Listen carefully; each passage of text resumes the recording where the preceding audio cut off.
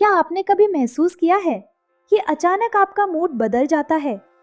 बिना वजह पेट में हेवीनेस या ब्लोटिंग महसूस होती है, पीरियड्स टाइम पर नहीं आते या पूरे महीने एनर्जी ऊपर नीचे होती रहती है।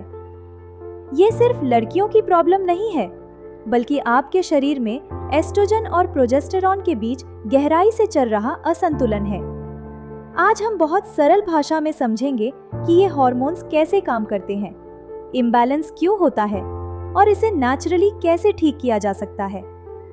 महिलाओं के शरीर में एस्ट्रोजन और प्रोजेस्टेरॉन दो मुख्य हार्मोन्स हैं। एस्ट्रोजन को ग्रोथ हार्मोन कहा जाता है क्योंकि यह आपकी स्किन, मूड, बोन्स और पीरियड साइकिल को रेगुलेट करता है, जबकि प्रोजेस्टेरॉन को काम हार्मोन माना जाता है। ये एंजाइटी कम करता है, नींद बेहतर करता है और एस्ट्रोजन को बैलेंस करता है। जब ये दोनों हार्मनी में हों, तो महिला को शारीरिक और भावनात्मक स्थिरता महसूस होती है। लेकिन मॉडर्न लाइफस्टाइल इस हार्मनी को लगातार डिस्टर्ब कर देता है। सबसे बड़ा कारण है क्रॉनिक स्ट्रेस। स्ट्रेस बढ़ने पर कॉर्टिसोल बढ़ता है और हाई कॉर्टिसोल प्रोजेस्टेरॉन को सप्रेस कर देता है। इससे एस्ट्रोजन डोमिनेंस हो जाता है, यानी एस्ट्रोजन ज्यादा और प्रोजेस्टेरॉन कम।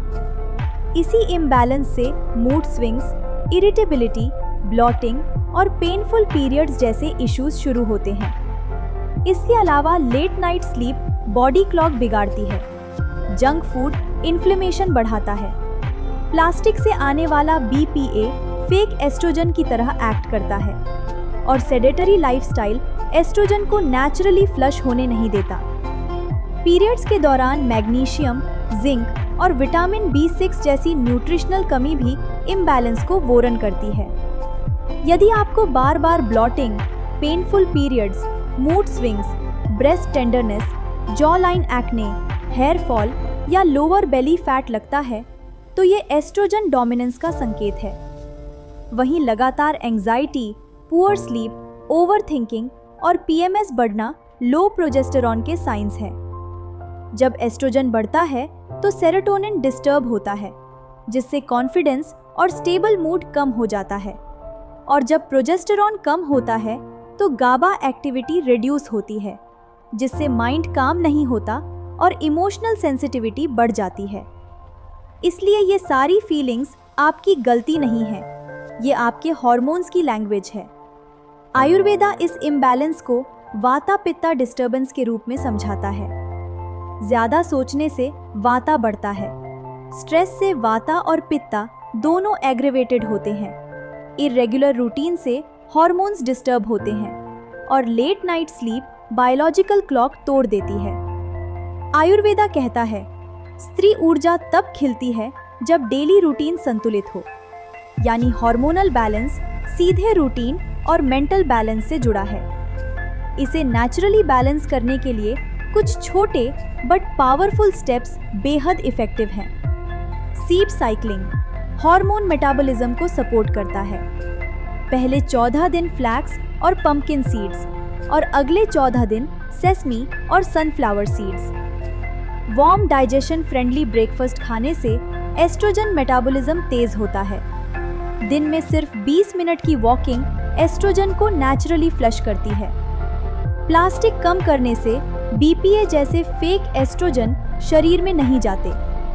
शतावरी, अशोका और ब्राह्मी जैसे हर्ब्स हार्मोनल बैलेंस और माइंड क्लैरिटी दोनों को सपोर्ट करते हैं। सोने से पहले सिर्फ 5 मिनट की deep breathing progesterone supporting Kameng effect देती है और PMS के समय वार्म ऑयल मसाज यानी अभ्यंग वाता बैलेंस कर शरीर को इंस्टेंटली रिलैक्स करता है। हर महिला के अंदर एक देवी तत्व होता है जो नर्चरिंग, इंट्यूशन और कामनेस का सिंबल है। जब हार्मोन्स बैलेंस्ड होते हैं, ये फेमिनिन एनर्जी खिलकर बाहर आती है। लेकिन इम्बैलेंस होने पर वही सॉफ्टनेस इरिटेबिलिटी में बदल जाती है।